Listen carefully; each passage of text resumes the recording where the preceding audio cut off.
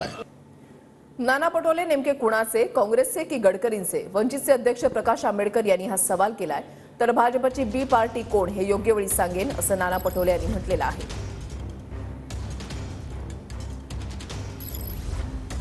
वारंवार जे असणारं नाना पटोलेंचं जे वक्तव्य होतं त्यावरनं आता स्पष्ट झालंय की वंचित बहुजन आघाडी महाविकास आघाडीमध्ये गेली असती तर काँग्रेस बीजेपीतले अनेक नेते हारले असते आणि ते नाना पटोलेंना नको होतं म्हणून वंचित बहुजन आघाडीला बाहेर ठेवण्यात आलं अशी परिस्थिती आहे। नाना पटोलेने सांगावं मॅच फिक्सिंग अशोक चव्हाणाबरोबर झाली की नाही, तेव्हा नाना पटोले नेमके कुणाचे, काँग्रेसचे की नितीन गडकरी, हा प्रश्न आता उपस्थित राहिलेला आहे।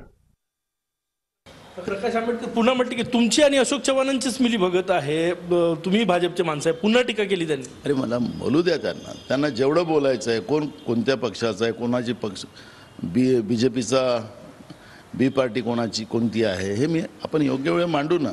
मॅच फिक्सर कोण आहे हे कळतं ना, त्याच्यामुळे माझा मुद्दा एकच आहे। 14 पासून कोण फिक्सिंग केलेली आहे, 19 मध्ये कोणी फिक्सिंग केलेली आहे, कोणाच्या आदेशाने कुठल्या तिकिटा दिल्या गेल्या ते सगळी माहिती माझ्याकडे आहे।